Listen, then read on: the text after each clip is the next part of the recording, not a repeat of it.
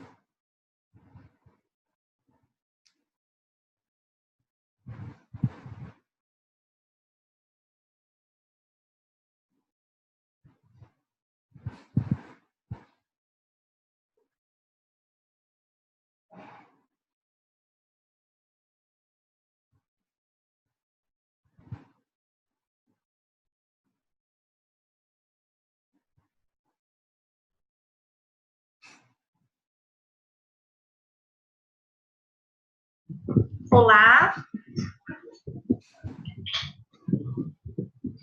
Boa noite. Boa noite. Estão me ouvindo? Eu tô. O pessoal, a Raíssa está falando que está dando um probleminha para entrar, porque eu acho que teve muita chuva. E aí acho que tem outras pessoas para entrar, mas enquanto isso a Patrícia também entrou, né, Paty? Nossa, custei. Eu não tô sabendo, eu tô no celular, tô aqui, ó. Você tá sozinha aí? Ainda tem a Bia, né, Bia? Eu já entrei. Cadê? Onde que eu falo? Bia, tô te ouvindo. Mas eu não tô aparecendo. Clica, tem do lado do participante, tem uma câmera e a sua tá com um tracinho vermelho. Do lado direito, vê aí, vai aparecer. Agora eu vi. Eu tenho que aparecer, tem certeza? Não, eu acho que você não precisa de aparecer, não. Se você não quiser, não precisa, não. Não quero aparecer, não, que eu tô deitada aqui na minha cama, de camisola. Então, não tem problema, não. Tá. Eu tô esperando a Raíssa e ela falou que tem... Porque, assim, o nosso encontro, ele fica gravado, então algumas pessoas vão entrar agora, outras vão assistir depois. Entendi. Então, a gente vai fazendo essas trocas. Mas eu tô aparecendo aí agora, ó. Você tá aparecendo ainda. Só a cabecinha. Então, assim, o encontro hoje, eu tô tentando familiarizar um pouquinho com essa plataforma também, porque ela é nova para mim. Para mim é tudo novo, não sei nem se eu vou conseguir entrar de novo. Vai, senão a Raíssa que está entrando também, ela dá um suporte muito legal pra gente. Então, não precisa ficar preocupado com relação a isso, que ela vai ajudando. Ela me auxiliou muito, porque para mim é tudo novo, eu tenho que ficar mexendo, então eu fiquei um pouco confusa nisso. Normal. Eu achei que eu nem estava participando, eu entrei, saí, falei, ai meu Deus, não tô conseguindo. E na hora que a gente fala, aparece a gente inteira. Como assim? Só que a Bia já pega só o queixo para baixo. O meu tá só assim. Só pega o olho, tá pegando só o olho, Bia. Bom. Eu já tô querendo até esconder o rosto. Tá inchado. Acho que o pior de aparecer em vídeo é até a nossa voz. A minha voz, ela é horrorosa, né? Não, a gente acha a voz da gente horrível. Não é verdade, não. Eu tô vermelha demais. Depois, gente, eu vou abrir a apresentação e lá vocês vão... depois vocês vão mexendo no link que o pessoal manda para vocês. Eu disponibilizei alguns materiais. Lá no grupo de estudo? No grupo de estudo, porque hoje a gente vai ter um PowerPoint para a gente trabalhar, que eu elaborei, né, da primeira, segunda, terceiro e quarto encontro. Só que, além disso, eu deixei materiais complementares. Então, no grupo de estudo, vocês vão ver que tem lá, eu deixei... Vocês vão ver assim, ó, no Educa 21, tarefa, encerramento, aí como lidar com o diferente. No primeiro lá, tem um tanto de material, vocês vão em atividades na página principal, eu acredito que seja o mesmo que o meu. Entendi, aí, eu já achei, já vi lá. Aí como funciona o grupo, elas explicam o que é inclusão. Nesse o que é inclusão, vocês clicam e vai aparecer, tipo, tem uns textos em PDF que eu deixei separado, tem 3 textos em PDF. Tem um vídeo, 2, 3, 4 videozinhos, 5 videozinhos e o PowerPoint de hoje. Beleza. Tá? Então, vocês estão me vendo ainda? Eu tô. Engraçado que eu não Você tá me vendo? Agora eu não tô vendo ninguém mais, eu não sei o que aconteceu. Eu tô vendo a Bia. Eu tô vendo você também, Patrícia. A gente nem se apresentou, né? Mas Tudo bom? Eu acho que eu vou só esperar a Raíssa entrar, porque aí ela vai me dando um feedback e a gente vai começando a apresentação. Vocês se apresentam pra gente começar, porque perder tempo é ruim. Tem tanta coisa pra gente pensar, conversar. E a gente vai começando. Vou só mandar pra Raíssa aqui.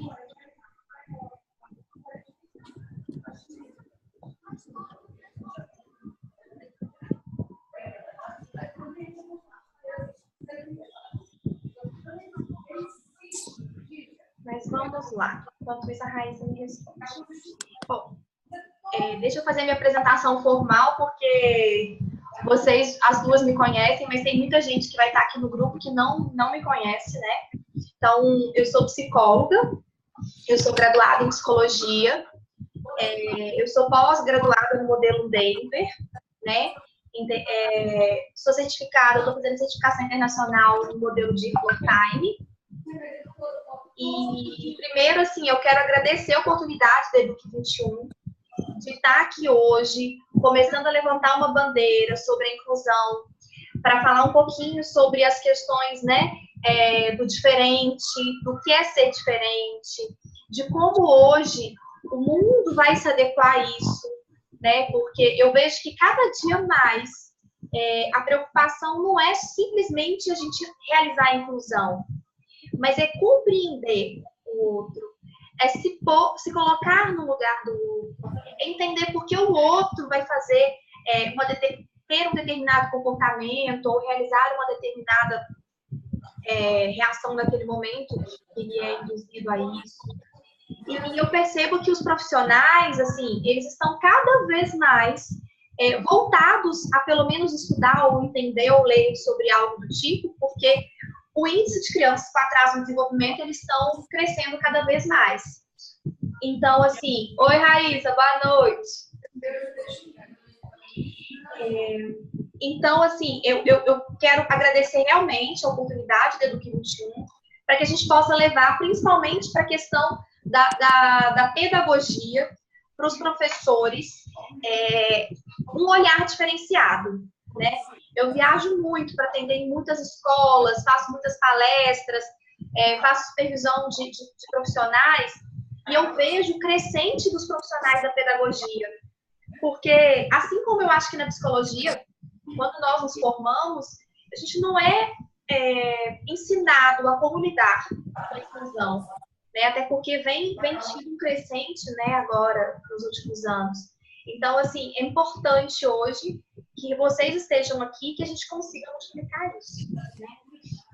E eu queria ouvir um pouquinho de vocês, assim, que vocês falassem quem são, por que hoje está aqui, o que espera desses encontros, em que eu posso ajudar, porque às vezes uma demanda de vocês talvez não tenha sido uma coisa que eu pensei inicialmente, mas que ao longo dos outros encontros eu posso acrescentar. Quais são os objetivos de cada um, as expectativas, falar onde trabalha, como está trabalhando, enfim, agora eu vou deixar vocês falarem um pouquinho, eu vou falar muito. Coordena aí quem vai falar primeiro. Vamos lá, quer começar, Bia? Então, vou, Bia, eu sou Bia, eu dou aula na Maria Clara Machado, tenho um aluno um autista que a Tati, né, supervisiona a menina que fica com ele. E eu sempre tive muito interesse em trabalhar, no segundo ano, né, do Ensino Fundamental 1, e eu sempre tive muito interesse em entender essas crianças, para ver o que a gente pode ajudar. Porque durante a vida inteira eu dei aula e tudo, mas eu tinha aqueles meninos que tinham dificuldade, que a gente tinha muita aflição, eu tinha muita aflição de não conseguir ajudar. Então, eu tenho interesse sempre em aprender mais, assim, como lidar com isso, com essa questão. Não é isso? Ô, Bia, quais são hoje, assim, diante da sua dificuldade, o que você espera do curso, desse encontro? Olha, eu espero maior clareza para saber lidar, porque eu acho que na prática a gente tem muita teoria. Eu fiz uma pós-graduação em neurociência aplicada à psicologia e educação. E mesmo assim, estudei muito, fiz uma teoria, fiz meu TCC, foi sobre autismo. Eu tenho muito interesse nisso, então eu gostaria de saber a prática, o que eu quero chegar perto da prática, porque a gente está sempre na tentativa e no erro.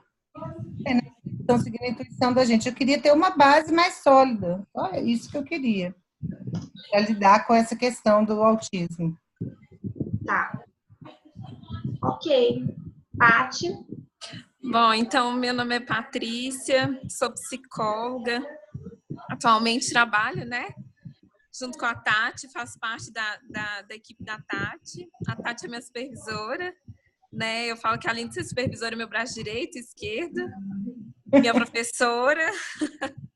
Tenho aprendido muito, estou aqui em busca de mais conhecimento, né, que eu acho que conhecimento nunca é demais. Eu acho que essas discussões são super válidas. Quanto mais conversarmos, quanto mais discutirmos, quanto mais nos apoiarmos, fica tudo muito mais claro, mais, né, fácil para poder estar trabalhando. Trabalho hoje lá no Quintal BH, né, com a Tati. e na Victus. E assim, minha expectativa são as maiores possíveis, né, Tati? Eu já estou um pouquinho mais caladinha, mas é isso. Ok.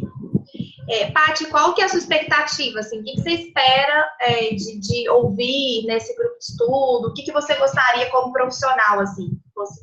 Eu acho que, assim, para começar a inclusão, que eu acho que a inclusão é bem amplo, né, Tati? Às vezes a gente fica presa só em alguma coisa, assim, às vezes o incluir, mas o que é esse incluir, né? Eu acho que é super válido. Eu acho que existem várias maneiras de incluir, seja elas simples, né, ou maiores, né? Então, assim, eu acho que é abranger mesmo esse tema. Sai um pouquinho só dessa palavra, o incluir. O que é o incluir? Até onde a gente pode, né, fazer de tudo para a gente poder incluir, né? É mais ou menos isso que eu penso. Então, vamos lá. Eu vou tentar fazer um share aqui, que eu acho que eu vou conseguir. Vamos lá.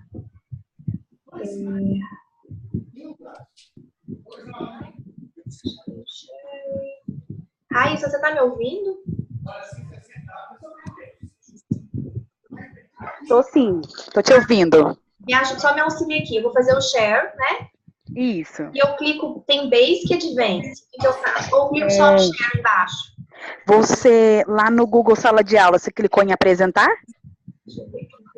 Na apresentação, lá na apresentação. Tem no canto direito superior. Tem lá apresentar. Na hora que eu abro o slide, né? Apresentar. Isso. Aí depois você vai no Zoom e coloca share. Cliquei. Peraí. Eu tô olhando, meu filho. Vê se vocês estão vendo agora. Eu tô. Tá? Vendo o quê? Você? Na apresentação? Não. O seu computador tem aquele negócio de compartilhar a tela? Aí pediu pra ficar aqui no assistente. Agora meu apareceu. Não, apareceu Patrícia Monteiro. Eu acho que eu achei aqui. Tá começando a compartilhar, deu certo. Vai compartilhar agora. Deu certo. Deu. Aí você clica em apresentar agora. Okay. A gente que tem que ir no apresentar? Ah, tá. Não. É a Tati. É isso aí. Aqui, apresentar desde o início, tem que clicar. Isso. Então tá certinho, né? Tá certinho. Então vamos lá, meninas. Então, o primeiro, assim, a gente inicia, né, na reflexão de o que é inclusão, né? E a inclusão, eu acho que, como vocês mesmos disseram no início, vai muito além. E durante a elaboração deste material, eu fiquei pensando muito assim, o que trazer? Porque não faz sentido a gente começar um grupo de estudo sem eu gerar uma reflexão em vocês. E a gente não pode incluir se a gente não conhece. Então, o que por todos os locais que eu vou, todos os profissionais que eu converso, eu vejo que a grande dificuldade inicial da inclusão é o primeiro item, eu não conhecer a minha criança, eu não conhecer realmente a diferença individual dessa criança, eu não saber. E tem uma frase muito famosa que eu uso, se eu não sei para onde eu vou, qualquer lugar serve. Né? Então, assim, eu começo a nossa apresentação falando que hoje, um pouquinho do meu objetivo é falar da inclusão, gerar alguma reflexão, mas começar a explicar para vocês um pouquinho das coisas que podem vir a acontecer com essa criança e quais as respostas que eles podem ter. E aí algumas coisas não começam simplesmente, é uma coisa que é comum, ele tem essa mania, ou ele tem esse comportamento, é do diagnóstico dele. Não, a gente começa a não aceitar o diagnóstico e rotular como todas as crianças sendo únicas. Eu acho que uma das chaves da inclusão é a gente pensar que cada criança, independente do seu diagnóstico, isso não é um rótulo, é um norte. Então, a gente pega aquela criança, apesar de ter um diagnóstico fechado, e a gente começa a fazer a nossa leitura. Porque, às vezes, a forma com que a Bia faz a leitura de um aluno dela é diferente do que a Patrícia faz do paciente. E, às vezes, pode ser a mesma criança. Porque mudou um contexto, mudou um momento, mudou um vínculo afetivo que não foi findado. Então, a inclusão, ela vai muito além de simplesmente incluir essa criança, certo? Então, aqui, a gente começa falando que Incluir é... Deixa eu ver se eu consigo só mudar aqui, passar para cá, para não atrapalhar o erro. Incluir é: devemos perceber que não podemos construir sobre deficiências, somente sobre potencialidades. Não podemos ajudar nossas crianças ou qualquer outra pessoa a ter fé em si mesma se nós não acreditamos nela. Eu, como terapeuta, a primeira pergunta que eu faço para uma mãe, que eu faço para uma profissional é: você acredita no seu aluno ou no seu paciente ou no seu filho? Porque se a gente não acredita nele, não faz sentido. Ai, Tati, é difícil essa pergunta, porque às vezes realmente eu chego a achar que não vai desenvolver, que não vai evoluir, porque é muito desafio, é muito difícil. Mas se eu não penso em que ele é uma pessoa, um ser humano que tem sim como desenvolver, eu preciso só de descobrir como acessá-lo, eu não vou conseguir desenvolver essa criança. E um dos erros clássicos que a gente comete também é quando a gente começa a falar sobre as deficiências dessa criança. Ah, o meu aluno, ele tem muita dificuldade. O meu aluno, ele tem as limitações, ele tem dificuldade com a escrita, ele é não verbal. E eu só elenco os déficits dessa criança. E eu esqueço que ele também tem potenciais. Por que não começar a pensar no que ele tem de potencial ou qual é a porta de entrada que eu tenho para acessar essa criança? Porque se o caminho é muito difícil, é muito desgastante, e eu só vou pensar em cima das deficiências, eu não vou ver luz. Não tem luz no final do túnel. Então, a primeira coisa que a gente tem que começar a pensar é: hoje eu quero que vocês comecem a fazer uma listinha mesmo na cabeça de vocês, ou depois como uma atividade para casa, e principalmente as pessoas que vão estar aqui no grupo, que eu conheço, que tenham pacientes em comuns ou alunos em comuns, eu acho que a gente pode depois até trocar essas informações e a gente começar a parametrizar quais são as potencialidades dessa criança. Qual é a porta de entrada dele?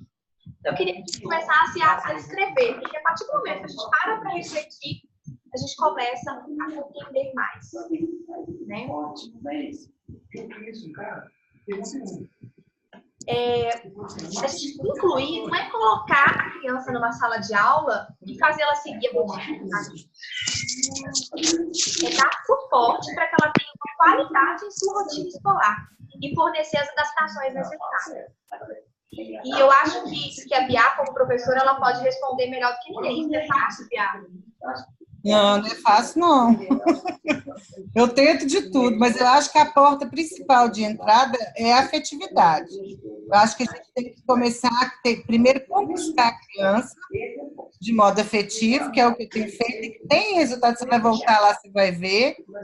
E a partir daí, ela começa a te dar mais atenção. Porque no problema do autismo é a falta de foco, né, que o caso é não verbal, e que ele é não verbal, né, ele não fala, mas eu já consegui até perceber algumas tentativas. E assim, eu tenho percebido que ele olha mais para mim, então eu estou sempre elogiando, vou lá nele, dou brinco, entendeu? Eu fiz uma porção de atividade com ele. Então, eu acho que a porta de entrada é realmente a afetividade. Agora, para chegar no que está dando certo e o que não está, é tentativa. Porque uma coisa que você pontuou é muito importante, a gente fala muito, né, na nossa intervenção, essa afetividade é a criação do vínculo afetivo. É o que a gente fala muito, assim, num relacionamento, é a criação de um relacionamento. Você não começa a namorar com alguém, você apaixona por alguém, se essa pessoa não for atraente, se ela não for legal, se ela não for muito legal. Com certeza. Então, essas crianças também precisam dessa criação de vínculo, que às vezes é um pouco mais demorada do que uma criança típica, neurotípica, né? Então, assim, eles precisam disso. O vínculo afetivo é a base. Eu preciso fazer com que eles se apaixonem realmente por mim. Então, se eu não conseguir com que ele se apaixone, eu não posso impor para essa criança desafios, porque ele não vai fazer. Uhum. E isso, assim, a gente pode pensar para crianças típicas também. Se a criança não tem você como uma referência, se a criança não tem segurança em você, ela não vai tentar. E aí, quando essa criança consegue fundar esse vínculo, ela fala assim, nossa, tá tão difícil para mim, mas eu vou tentar, só porque você tá comigo. Só porque você tá pedindo. E aí vai começando a ser estabelecido essa jornada juntos. O vínculo afetivo, ele não é rápido. Eu falo o seguinte, demora numa faixa de 3 meses. Realmente, não. Se a gente não conseguir em 3 meses, é muito difícil que se consiga depois também. Né? Então, a gente tem que realmente, no início, oferecer as coisas que são mais legais, oferecer as coisas que ele gosta, buscar por interações prazerosas, para que ao longo do tempo, gradativamente, a gente vai começando a colocar as regras, os limites e as dificuldades. E principalmente na questão escolar, gente, a escola é um bombardeio de gente para essas crianças. Então, a gente já pensa em crianças com atraso no desenvolvimento, com a dificuldade da fala, com a dificuldade da interação social, com dificuldade na questão sensorial, e aí eu coloco isso tudo junto para ela no ambiente. E o que a gente quer que ela faça? Não tem como. Ela está com medo, ela está sobrecarregada, ela está com receio, ela não consegue se comunicar. Ela não consegue falar para a gente que está difícil. Então, a gente começa a pensar daí. E aí, não é simplesmente o que eu vejo muito também, incluir um e excluir os demais. Muitas escolas acabam fazendo isso em tentativas. A inclusão é conseguir fazer com que todos estejam juntos no mesmo objetivo. Ah, Tati, então quer dizer que esse meu plano anual ele tem que ser seguido igualmente para todos? Não. Eu não posso pensar que hoje o Gui ele esteja no mesmo limiar ou no mesmo nível de desenvolvimento que o Rafa ou de qualquer outro colega de outra sala. Ele está hoje, sim, um pouco aquém. Mas eu preciso de adaptar, pensar em o que inicialmente eu vou fazer para acessá-lo e como eu vou conseguir desenvolver algumas habilidades. Porque hoje, assim, eu vou dar o exemplo do Gui aqui, porque a gente está falando do Gui, é que hoje, para mim, é uma incógnita que o Gui sabe e o que o Gui não sabe. Com certeza. Porque eu acho que ele não tem tanta motivação suficiente para mostrar para a gente isso. Então, eu acho que o que a gente precisa é gerar essa motivação das nossas crianças, sejam pacientes, sejam alunos, para que ele possa ter vontade de cada vez mais fazer as coisas para a gente. Eu vou passar um videozinho aqui. Por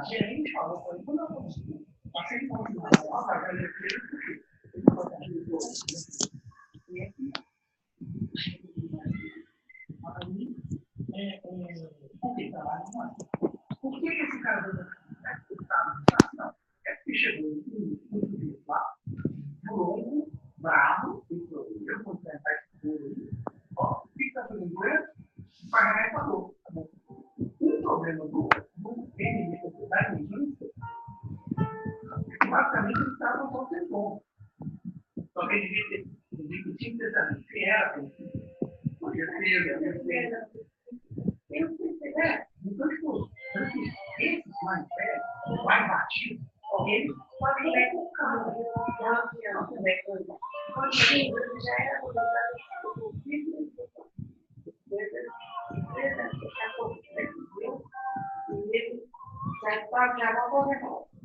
então, aí já mudou, assim,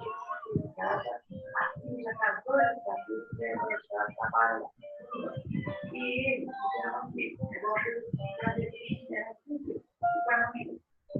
é possível que eu seja uma amizade dinheiro lá no final. Pode não ser, aí você está reclamando. Aí você eu falo, mais um depois da questão. Amanhã. Aí você tudo, por quê? Aí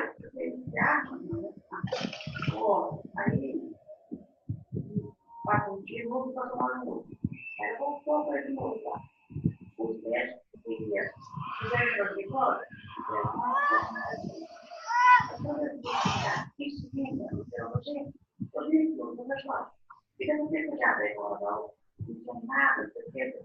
Aí, quando a médica falou, gente, eu estou desconfiado que eu aparelho um vídeo, esse negócio errado. Tem que estar lá embaixo. Você não pediu, não. Fizeram, não vem. Estamos aqui. Tem que ter médico, vai, não vai, não. É outra coisa. Minha briga é, entendeu?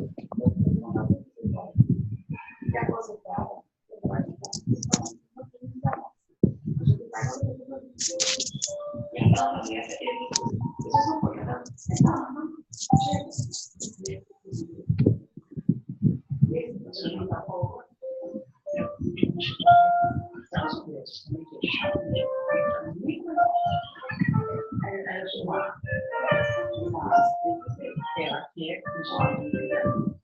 Esse tipo de gente, pegar o cara que dá tão puro, eu estava aprendendo.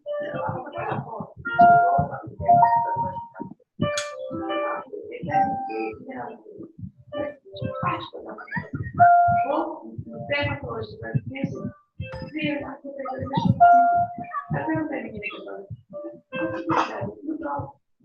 eu não achei que não.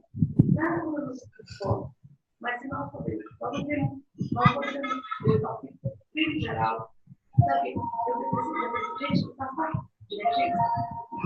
De agora eu faço parte. Nada que fazer. Cai, por faz.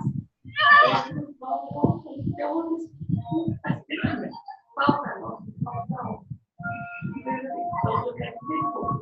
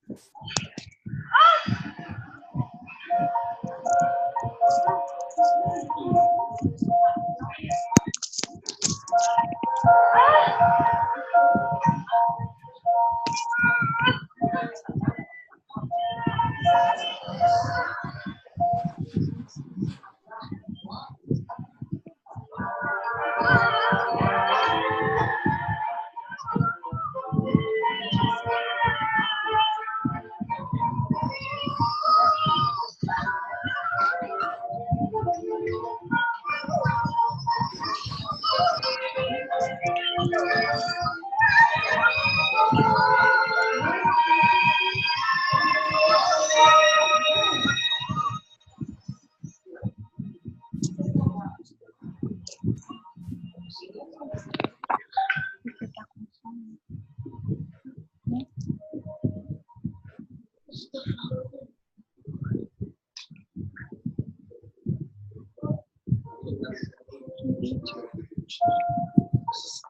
é a sugestão que ele seguiu? Tenho certeza que não tem foto dele no carro e muito menos gravação dele seguindo lá. E tenho certeza que a vítima que estava no sobreviveu não vai reconhecer o prefeito. Essa mera alteração da polícia civil é uma referência a uma praça do seu onde Marielle ouviu os políticos e desenvolveu projetos sociais. Os investigadores revelaram como chegar aos presos. Esse maneiro que insistiu sobre possíveis incidentes. De acordo com Marielle, morreu pelas causas.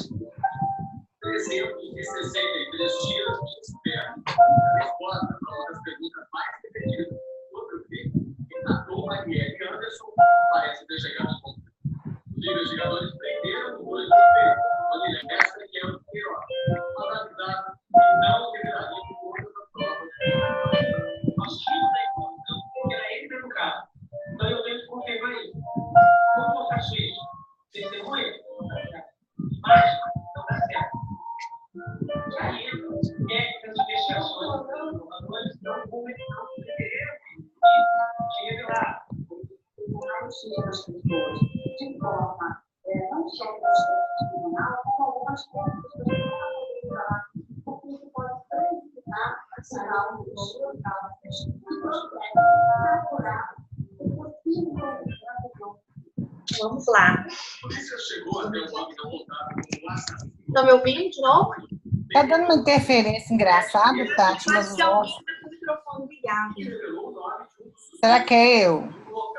Não, mas aqui não tem nada ligado. Tenta tirar o microfone, porque pode ser da... Lá no que você falou, onde que é que tira?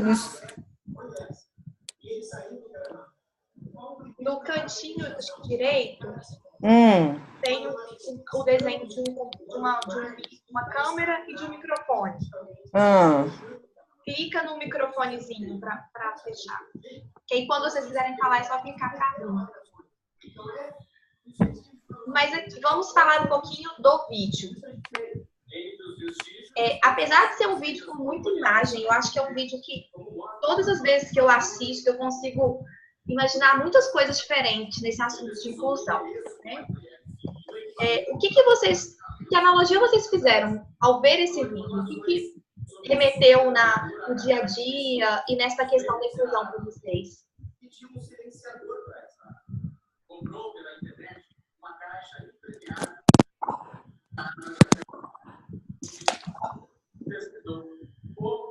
É a questão dele estar voltando, né? Dele ter o apoio dos iguais, né? Para ele poder ter força para poder romper a barreira e se comunicar, né? E essa construção e reconstrução dele, vocês percebem que foram várias vezes? É interessante. Isso. Ele tentava, ele projetava, ele tentava de uma forma e ele via que não estava certo. Ele reconstruía, ele tentava de novo. Ele tentava novamente outras coisas, o amedrontavam, ou deixavam triste, ele recuava de novo. E vocês acham que isso é diferente com os nossos meninos? Não, acho que descreve bem, né? Vocês acham que também as memórias que existem no contexto escolar, elas podem impactar no dia de hoje? Como assim? Em crianças que vivenciaram muitas questões em outros contextos escolares, por exemplo. Vocês acham que ele chega numa nova escola? Vamos pensar no caso do Nick, que veio de uma outra escola, que tem um currículo, eu falo um currículo pesado, porque muitas escolas falaram não para ele, muitas escolas o convidaram a se retirar. Vocês acham que isso pode impactar no comportamento da criança também? Claro, acho com certeza. Ela vai guardar na memória as experiências que ela teve, sendo boas ou ruins. Principalmente se forem ruins, né? Porque, às vezes, a gente tem uma ideia muito errada também, que, às vezes, pela criança ser não verbal, ou a gente achar que ela não está, de fato, né, prestando atenção, que a gente, às vezes, acaba falando coisas e que essa criança começa a se fechar cada vez mais, né? Então, uma coisa muito importante a gente refletir nunca dizer nada a uma criança porque ela está sim compreendendo. Pode ser que ela não consiga externalizar, né? Que ela não consiga ampliar o ciclo de comunicação dela, mas aquilo fica. Então, ela entende, só não consegue se expressar, né? Exatamente. Então, às vezes, sem querer, a gente fala assim, eu acho que ele não vai dar conta de fazer isso. Não, vamos tentar isso. Mas eu acho que é muito difícil para ele. A gente esquece que a criança está ali. Com certeza. Então, esse vídeo também, quando eu assisto, eu penso muito nisso. E foi uma das coisas que eu coloquei inicialmente no slide. Se você não acredita nessa criança, não é ela que vai acreditar. Com certeza. Então, a gente não sabe. Às vezes, a gente oferece uma coisa que é muito fácil e ela não vai querer fazer, ou a gente oferece uma coisa que é muito difícil e ela não vai querer fazer. O difícil é acertar, né, Tati? Exatamente. Mas o que a gente precisa é entender, fazer essa leitura para que se comece a acertar mais. Né? E ao longo a gente vai construindo isso. Então, quais são os fatores para uma boa inclusão? Observar as diferenças individuais dessa criança. Se certificar em que momento do desenvolvimento essa criança está. Por isso que eu falo, é tão importante a gente primeiro, porque às vezes a escola, os pais, as pessoas cobram respostas do nosso trabalho imediatas. Infelizmente, essa resposta ela não é imediata. Porque a gente precisa de um tempo para entender aonde essa criança está hoje, para que eu seja fidedigna a ela, para que eu trace uma meta para ela, né? E isso demanda tempo. Às vezes você fica lá 2, 3 meses observando realmente, testando, vendo se ele entende, se não entende, para que você seja fiel a ela. Eu não vou cobrar uma coisa que ela não dê conta de fazer, ou eu vou cobrar só porque ela dá conta. Eu acho que tem a zona de proximidade, né? Você tem que ir testando para ver. Se é muito fácil, dá uma complicadinha. Mas esse equilíbrio é que demanda tempo. E geralmente essa criança, eu como professor, fico 1 ano com ela. Né? E aí, na hora que eu estou descobrindo, eu não fiz professor. Por isso que eu falo que demanda tempo mesmo. Por isso que é muito importante uma equipe multidisciplinar. Por isso que é muito importante que o terapeuta esteja inserido dentro do ambiente escolar. E que, infelizmente, muitas escolas fecham as portas. Não, você quer observar o aluno, você tem que ficar só dessa janelinha olhando. A escola perde, a criança perde, o terapeuta perde. Porque vocês, professores, vocês não vão conseguir, talvez lá para encaminhar é mais fácil diante do número de alunos. Mas imagina uma turma com 20 crianças. Pois é. Né? Fica muito difícil. Você já faz o plano anual. Isso já demanda tempo. Fazer um PDI é muito demanda.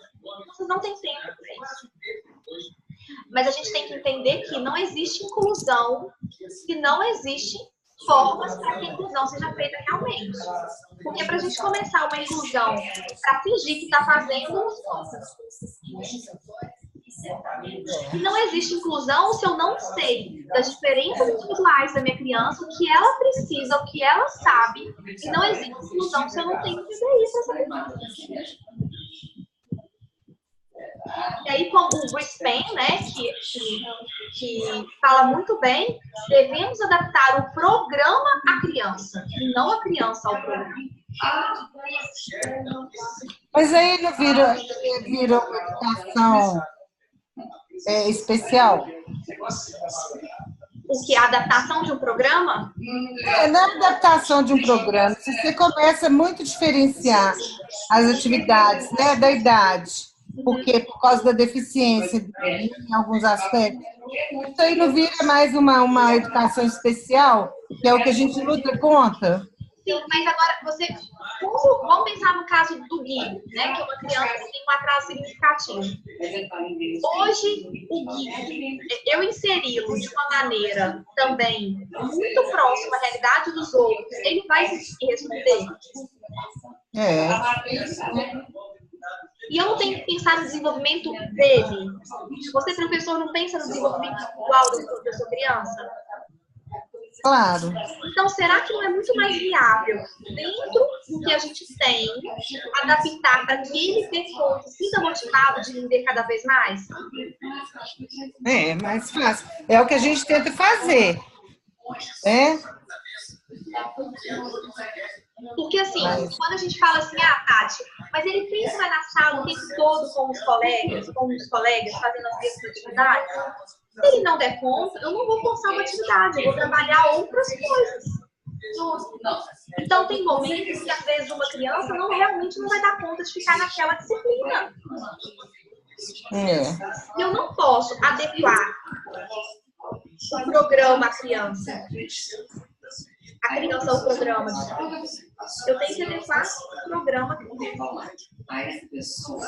Eu tenho que pensar, é o que muitas vezes a gente faz na terapia, a gente faz errado, e eu levo muito isso para a questão escolar, quais são os meus objetivos? Então, quais são as minhas metas? O que eu vou desenvolver com essa criança? A partir da minha meta, do meu objetivo, eu vou tirar o programa. Engraçado, tem uma interferência, está me incomodando. É da Patrícia, Tati. Tati, deixa eu ver aqui. Será que é o fone? É o fone, coloca no mudo, Pati. É o microfone, marca o microfone aí. Parou. Era a Pati. Era a Pati. Olha que legal essa questão.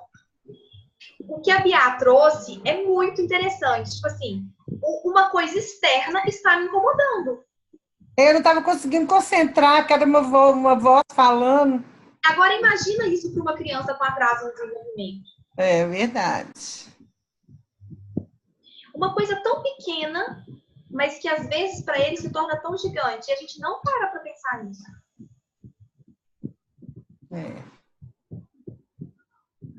Vamos lá. Alguma dúvida até aqui? Alguma coisa para que vocês querem falar? Não, vai surgindo. Então, vamos lá. E aí, gente, depois disso a gente começa a pensar como trabalhar a inclusão sem conhecer e compreender realmente quais as limitações, demandas e comportamentos do meu aluno ou do meu paciente. Isso vira um labirinto. Eu estou andando para qualquer lugar, eu estou indo para qualquer lugar, mas eu não sei a direção que eu estou tomando.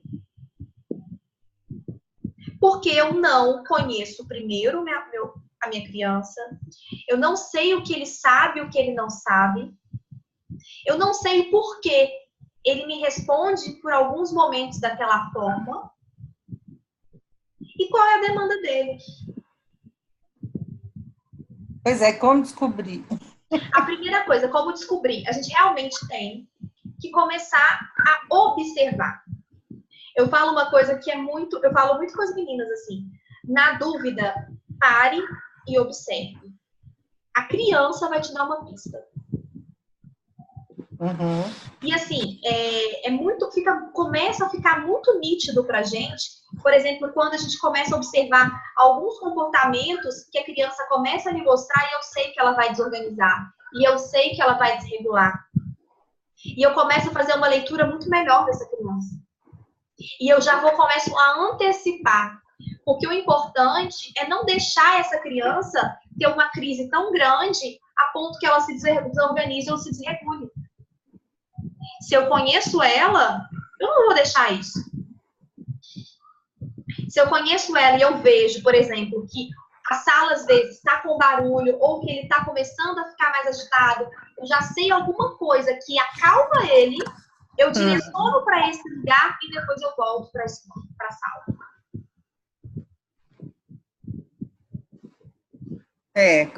Isso é vital mesmo, né? é vital, só que a gente não faz. Sabe o que eu sinto também? Que eu sinto? Eu sinto um pouco de frustração, porque o processo é muito lento, a gente não tem muita... Eu tenho estudo, mas não estudo, não é a minha especialidade, aí eu fico sem saber como ajudar, sabe? Dá uma certa ansiedade. As escolas também, elas cobram muito de vocês, professores, o retorno imediato, né? Exatamente. É a evidência. Deixa eu ver o que a criança evoluiu, deixa eu mensurar. E às vezes, com essa criança, a mensuração ou a evidência vai ser diferente. Eu não posso cobrar a mesma coisa de uma outra criança. E a gente pula uma etapa que é essencial, que é essa fase do conhecimento, de perceber quais são as limitações, as demandas, por que está gerando um comportamento. E eu já pulo para o resultado. Eu esqueço o processo é muito mais importante do que o ponto final. Então, assim, como as escolas vão conseguir se adequar é um grande desafio. Eu fico vendo que, assim, que é uma coisa que os professores ficam completamente perdidos. Por exemplo, eu tenho interesse, eu gosto dessa área, então eu corro atrás, mas eu não vejo isso diariamente. Né? A gente vê que vai passando, a criança vai passando, e ninguém faz nada realmente. Né? Quero um ano. Porque dá trabalho. Pode ser. Porque é desgastante, porque é difícil, porque é um desafio gigantesco que tem na nossa mão. Só que se a gente for esperar, hoje, a última pesquisa... Gente, dá licença que eu vou fumar, tá? A última pesquisa dos Estados Unidos, principalmente ligada muito à questão do autismo, é de 1 para 49 crianças. É muito alto, né? Então, hoje, você tem um aluno na sua sala, você tem 2 alunos na escola, amanhã vão ser muitos alunos.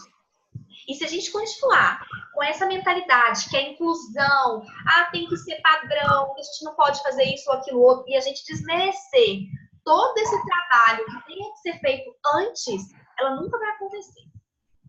Porque se o meu aluno, a gente vai falar isso mais na frente, né? Mas se o meu aluno não conseguir escrever, mas ele conseguir digitar, e se fizer entender qual é o problema de eu usar uma digitação,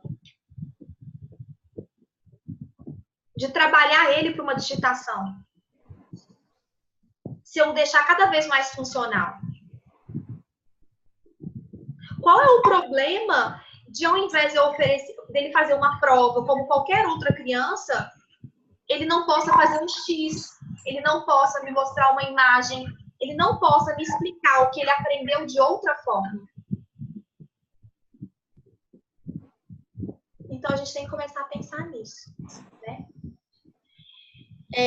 A gente também não pode falar sobre a inclusão sem falar das questões do atraso, né, do desenvolvimento, né? O que significa esse atraso no desenvolvimento?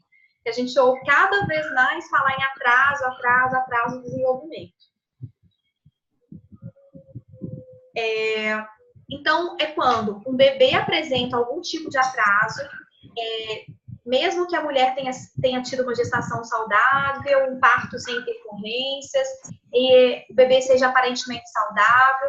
No entanto, o mais comum é que este atraso no desenvolvimento afete crianças que tiveram complicações na gravidez, no parto ou depois do nascimento.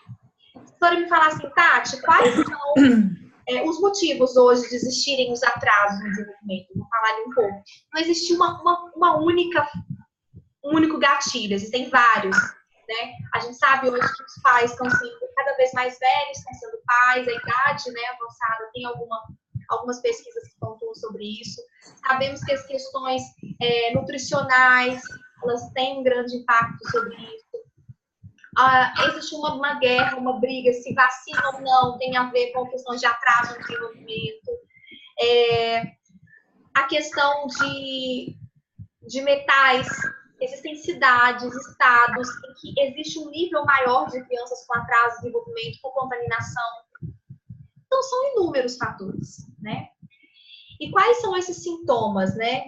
A gente percebe uma hipotonia. O que é hipotonia? São aqueles músculos mais fracos, é uma postura que a criança senta na cadeira e ela vai escorregando, ou ela não consegue ficar muito tempo numa determinada posição, ela tem um tônus mais fraco, né?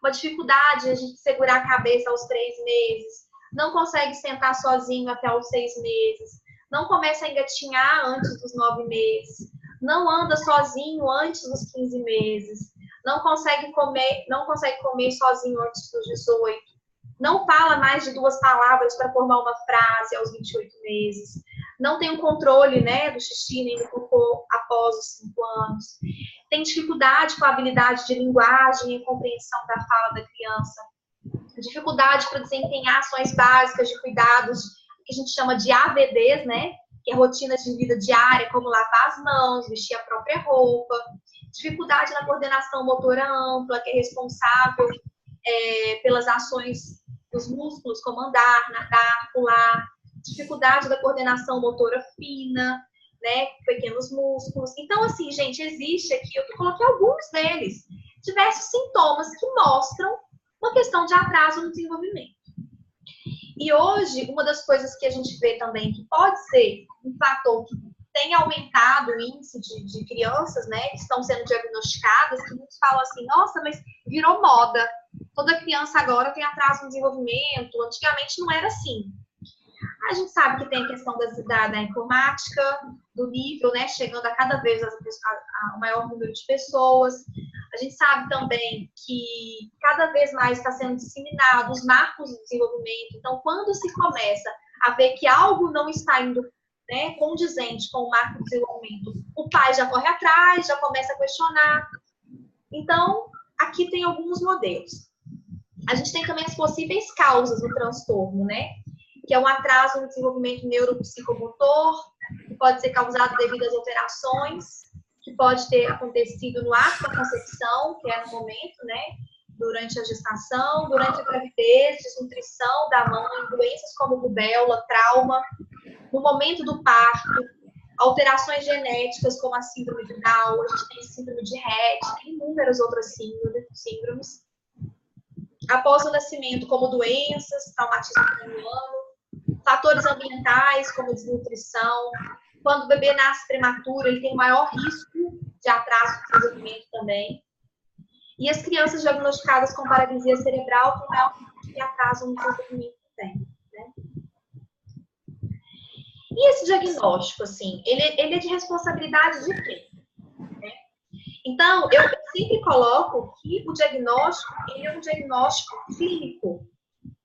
A não ser essas doenças genéticas, que existe um mapeamento genético, existe toda uma parte médica que consegue realmente acessar a isso, o diagnóstico de algumas doenças de atraso, de algumas questões de atraso de desenvolvimento, elas são clínicas.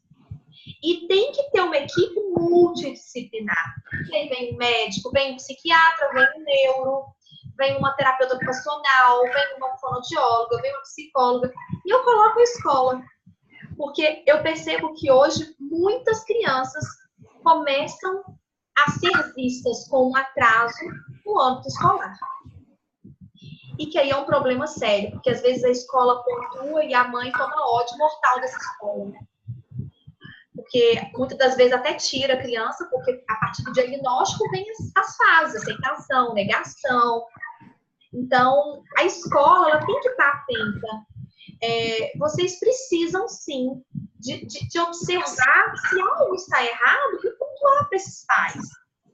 De encaminhar esses pais a profissionais que vocês tenham como referência, porque é tão triste, às vezes, o pai recebe uma luzinha vermelha de que algo está errado com o filho, aí leva para um neuro. E o neuro, infelizmente, vira e fala assim, ah, não, pai, espera, tá indo, daqui a pouco ele desenvolve, cada criança tem seu tempo. Gente, não é assim. Se a criança tem um atraso, tem que ter a intervenção precoce, independente do diagnóstico. E a gente cada vez espera mais ter esse diagnóstico. E deixa de intervir com essas crianças, que poderiam estar evoluindo cada vez mais. Então, a escola, eu acho que ela tem que tomar cuidado, tem que ser com muito tato, mas ela não pode ser omissa para a evolução dessa criança, né? E aí a gente entra um pouquinho na questão do TEA, que é o autismo, o transtorno do espectro autista, que ele acontece quando existe o que a gente fala da tríade, da famosa tríade, do prejuízo, né? Da interação social, da comunicação, do prejuízo motor ou da parte sensorial. Alguma dúvida, gente, até aqui? Não. Então, o tratamento precoce, ele pode modificar o desenvolvimento das conexões cerebrais, podendo reverter ou reduzir a gravidade dos sintomas do autismo. Tati, o autismo tem cura? Existe uma criança que é ex-autista, né? O que a gente fala existem crianças que conseguem uma melhora tão significativa que a gente atribui que essa criança ela não está mais dentro do espectro. Mas existe um trabalho gigantesco por trás. E a questão de quanto mais cedo, melhor a questão das conexões cerebrais. Não quer dizer que seja impossível para uma criança que chegue com 10, 11 anos. A gente vai tentar de tudo, vai, né, para que tenha o melhor tratamento. Mas é muito mais fácil quando a criança tem essas janelas. Então, a educação infantil é o momento de realmente ter atenção e cuidado para começar a pontuar aos pais quando existe alguma coisa errada com o filho deles.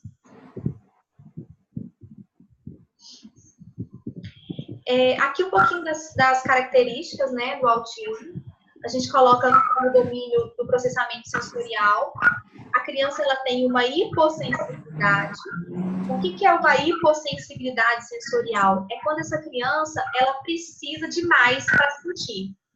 Então, por exemplo, eu tenho uma criança que eu dou um pote de tinta, ela vai se sujar inteira se eu deixar. Ela vai pintar a mão, vai pintar a barriga, vai pintar o pé. Enquanto outra criança que tem uma hipersensibilidade sensorial, que ela não vai querer encostar o dedo na tinta, porque é muito difícil. E aí eu começo a pensar assim, será que esse aluno, ao trabalhar, por exemplo, numa aula de artes, ele está se negando a fazer atividade ou ele tem alguma questão sensorial com o material apresentado? Como professor, será que eu paro para pensar nisso? Ou eu falo, vambora, fulaninho, vamos fazer atividade. Aqui entra aquilo que a gente estava conversando anteriormente, da leitura. De eu entender como é o meu aluno. Para eu saber o que eu devo não apresentar para ele. Tati, mas isso é difícil. Desculpe te interromper, mas é porque, por exemplo, o professor de artes, ele vai uma vez por semana. Ele até se esforça, tenta, faz tudo para ver se conquista, né, o menino, mas não tem jeito. Ele, às vezes, o professor de arte já dá desespero nele. Exatamente, mas por quê, Bianca? Eu falo, sou eu. Eu falei, não, você está fazendo tudo que você pode. Mas aí que tá, eu acho que falta o conhecimento para vocês. Pode ser. Por quê? Tati, é difícil? Muito, porque quando eu comecei a estudar essa parte sensorial, eu achava completamente quase impossível eu pegar uma criança, olhar para ela e descobrir qual era o perfil sensorial dela. Só que se eu começo a estudar, a conhecer, fica fácil. Se eu apresento uma textura e a criança já nem chega perto, eu já, vou mudar, vou apresentar outra, vou ver se ela aceita. E aos poucos eu vou desensibilizando o que é difícil. Porque, por exemplo, no caso do Gui, muitas questões ele não dá conta. Ele não pega em tinta.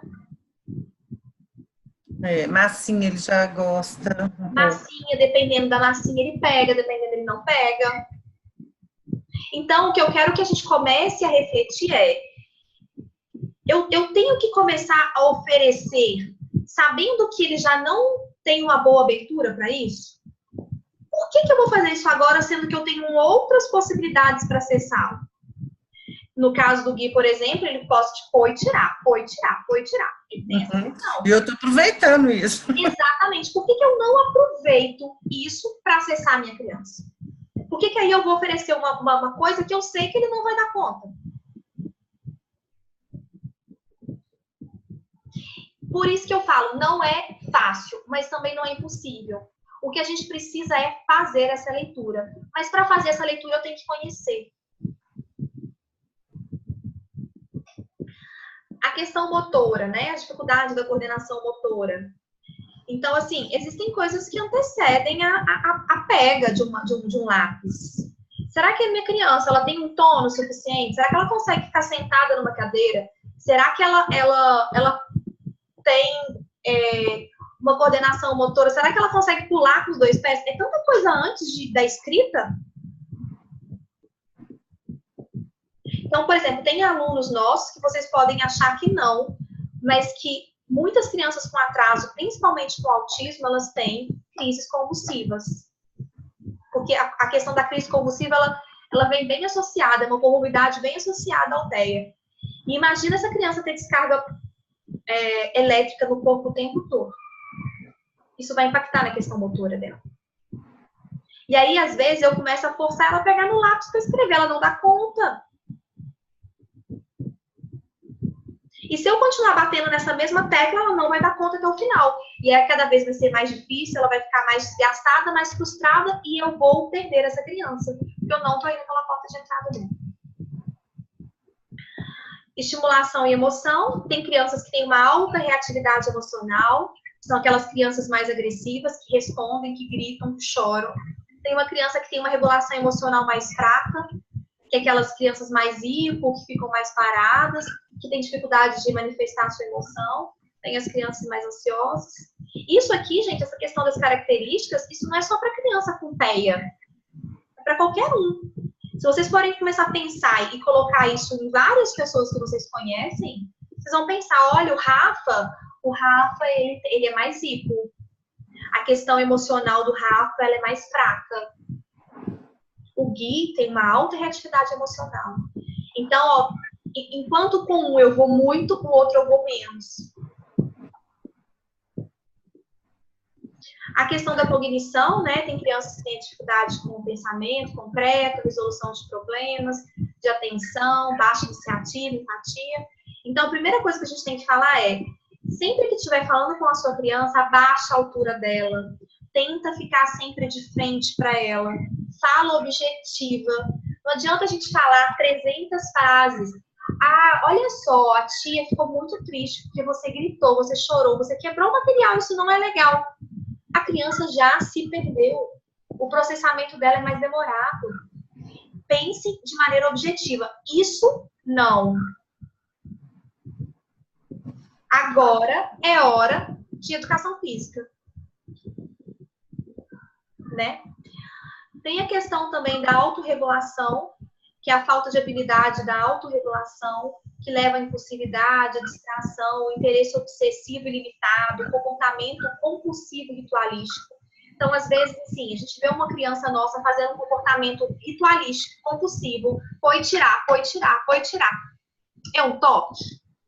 Pode ser que tenha aumentado para um toque, mas pode ser uma autorregulação. O que é uma autorregulação? É o que a pessoa usa para conseguir se manter calmo naquele ambiente. Então, às vezes, eu preciso de deixar uma criança fazer alguma coisa para ela acalmar, para eu conseguir acessar ela. Isso eu já entendi. Né? Agora, todo mundo faz isso. Eu tenho minha forma de autorregulação. E quando ele tem essa autorregulação, é até positivo, porque muitas das vezes as crianças estão sendo correguladas, elas precisam de alguém para se regular o tempo todo. A partir do momento que ela já começa a descobrir uma forma de ela se regular, já é um ponto positivo também, né? Os problemas comportamentais, desobediência, agressividade. Uma coisa que eu percebo muito é a questão da rigidez comportamental. É muito comum.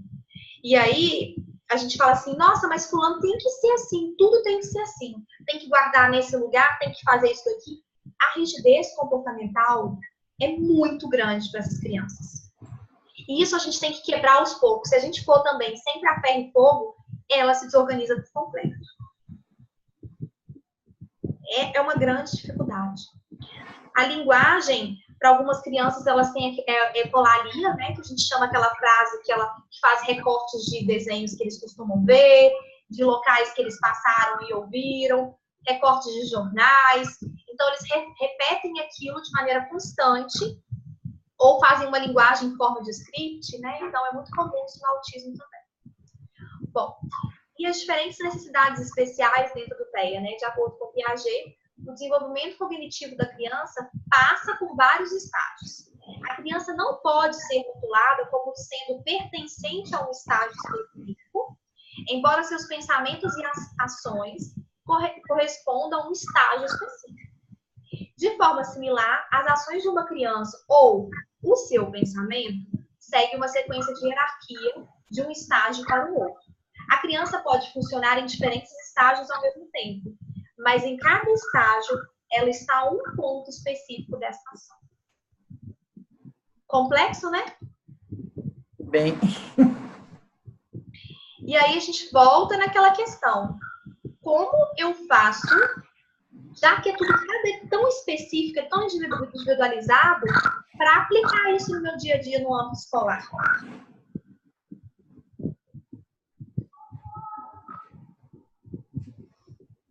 É um desafio.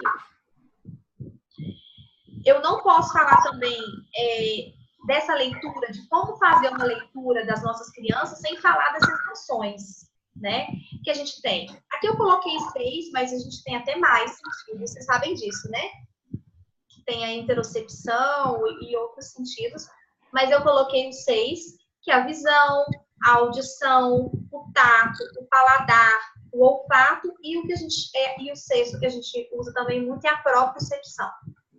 Eu quero dizer o seguinte, gente, que o ser humano, que a nossa criança, o nosso paciente, ele não é fragmentado, ele não é dividido. Eu não posso pensar ele em caixinhas separadas, eu tenho que pensar nele por inteiro. Então, de acordo com a integração sensorial é eu unir todos esses sentidos no corpo dessa pessoa. E a criança que tem um atraso no desenvolvimento, geralmente, ela tem dificuldade nessa ligação entre os sentidos. Toda criança que tem autismo tem o TSM, que é o transtorno sensorial de modulação. Toda criança. Mas nem toda criança que tem TSM é autista, né? Então, a integração sensorial é um processo neurológico que organiza as ações do corpo e do ambiente de forma a ser possível o uso eficiente do corpo no ambiente. Embora as definições formais do autismo não incluam tipicamente problemas como processamento, a presença desse distúrbio em crianças é amplamente reconhecida. Então, eu vou falar um pouquinho de cada um. A questão tátil, a exploração tátil é o primeiro meio da exploração do ambiente, que eu acho muito legal da questão montessoriana, é que o Montessori ele preza muito por sentir, por explorar, né? Então, a gente fala que a criança tem sim que explorar, ela tem que sentir, porque a partir da sensação é que ela aprende. E é engraçado que todo pai, a primeira coisa que fala com o filho é: cuidado, veja com os olhos. A gente não permite a criança explorar. Então, assim, o tato, ele vai regular o nível de alerta, o equilíbrio da emoção. Então, por isso que é muito importante, em sala de aula, nas escolas, explorar diferentes texturas, formas, consistências, temperaturas, né? E o que tem, assim, que sinal que me mostra que a questão tátil está inadequada? Quais são os problemas que aparecem com o problema tátil? Problemas alimentares, dificuldades na motricidade fina, um esquema corporal prejudicado, movimentos desajeitados, problemas com desenvolvimento socioemocional. Vocês já pensaram alguma vez na vida de vocês que uma questão tátil poderia implicar nessas questões? Não. Então, vocês entendem o tanto que é importante a gente entender a nossa criança e fazer com que ela explore o que ela precisa de ser explorada? Por que problemas de desenvolvimento socioemocional? Se a criança ela tem uma depressividade tátil, ela futuramente vai ter uma dificuldade de relacionamento, ela não vai querer ninguém próximo, ela não quer que ninguém encoste.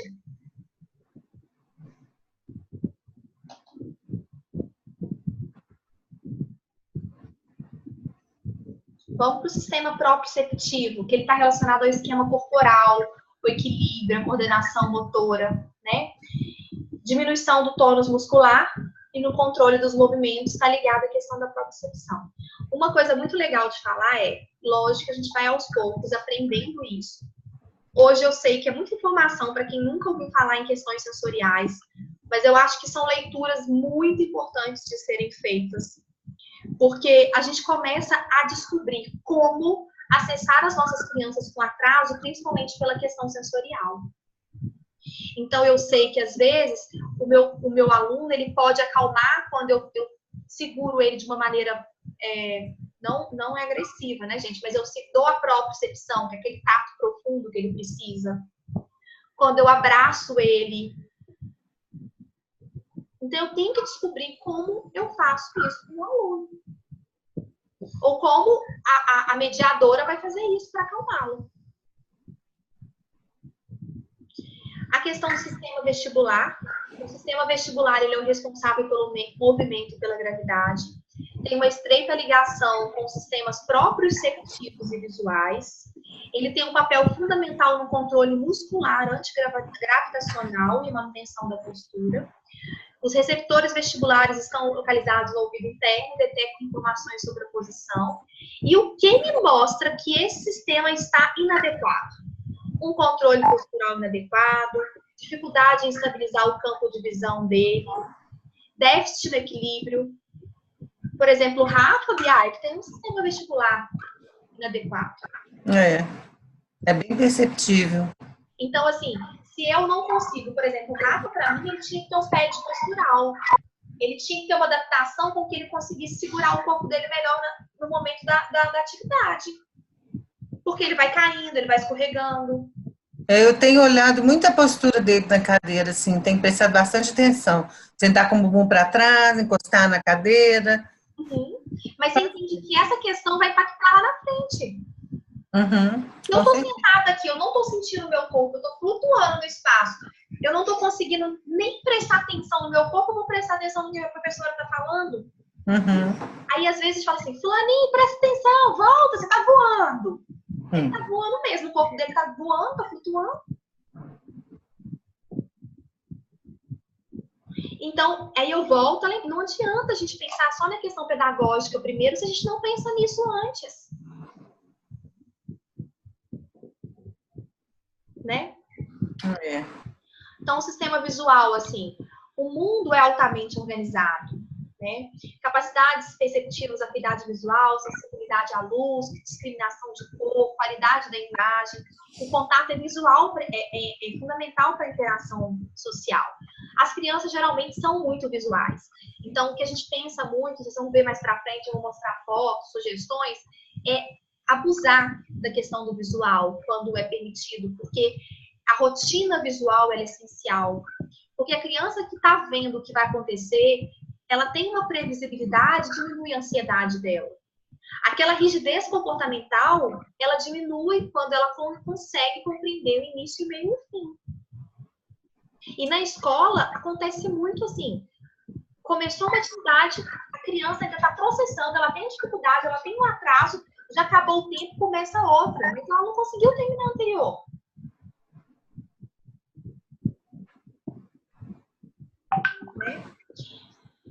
A questão do auditivo, né? A questão do sistema vestibular, capacidade de ouvir.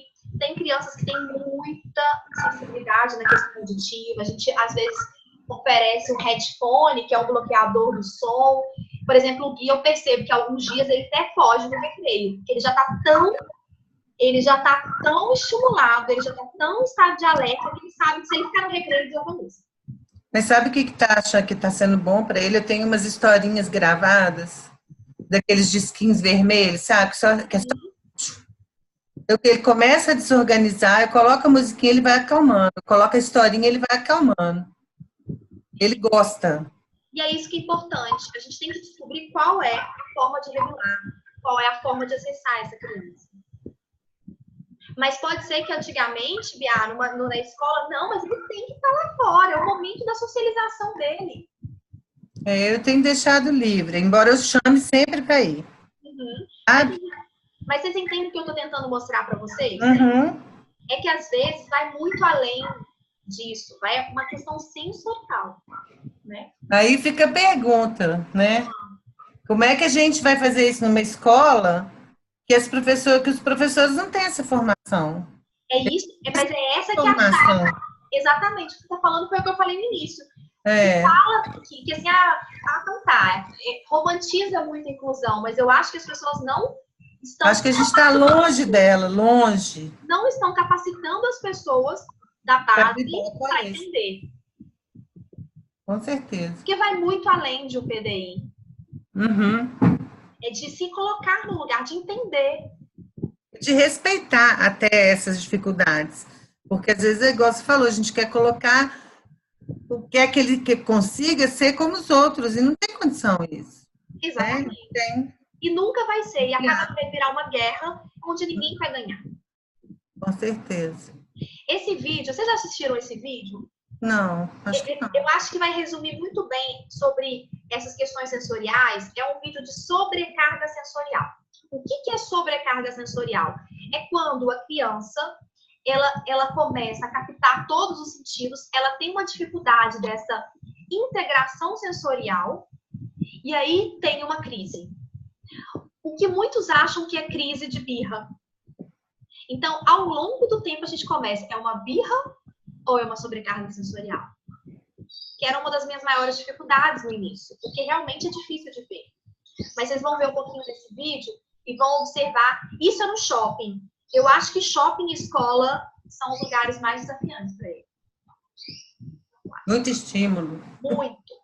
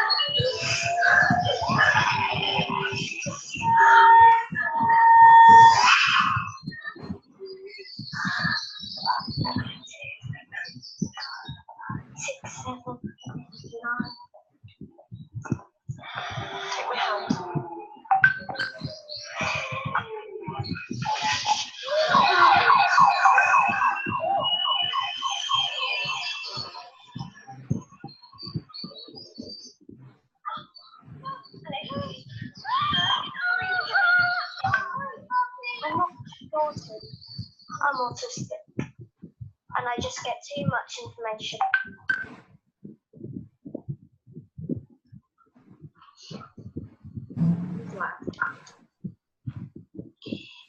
Vocês viram que ele começa a tentar se regular. Ele começa a usar os números, a contagem, para tentar se organizar no ambiente. Mas os estímulos são muitos. E, gente, às vezes, realmente, eu tenho pacientes que conseguem verbalizar. Tati, o som dói. Esse barulho dói. E realmente é algo tão invasivo que foge da nossa realidade. Porque eles sentem muito, ou eles não sentem nada e buscam por essa sensação.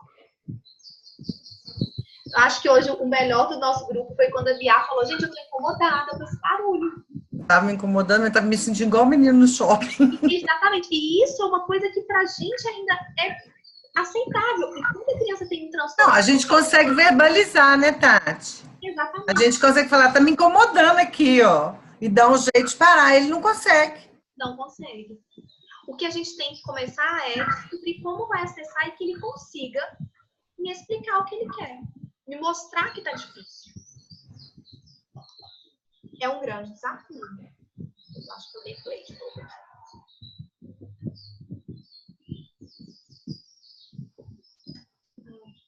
Então, assim, o que eu espero depois de hoje, assim, que uma sementinha seja plantada hoje. Eu não vou trazer respostas prontas, porque existem muitas perguntas, na verdade.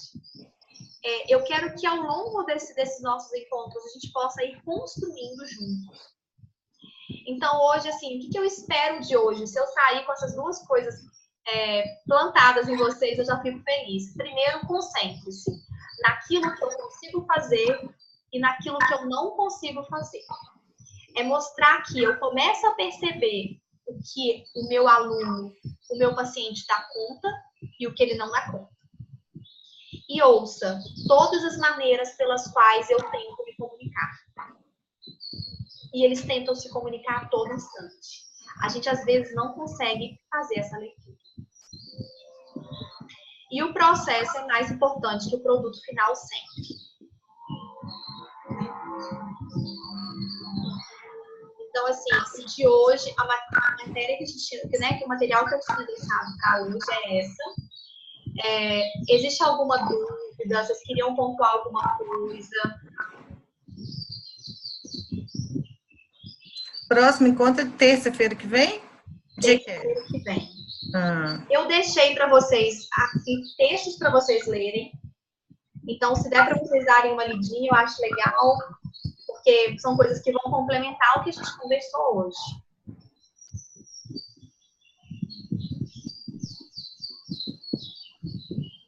Tati, o material vai ficar disponível na plataforma?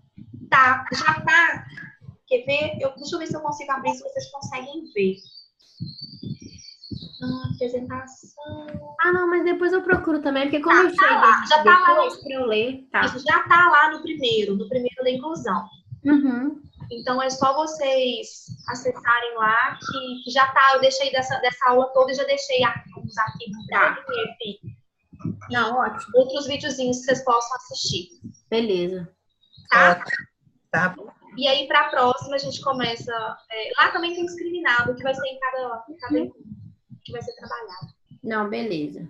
Certo? Espero que tenham gostado, que tenha saído daqui. Eu acho que mais importante do que eu dar resposta, a gente sair pensando, refletindo. Tudo bem, é isso aí. Né? Então, ótimo, meninas. Mais alguma coisa? Não, para mim tá já. Então, boa noite. Terça-feira que vem estaremos aqui, viu? Boa noite. Até a próxima. Até a próxima, gente. Tchau.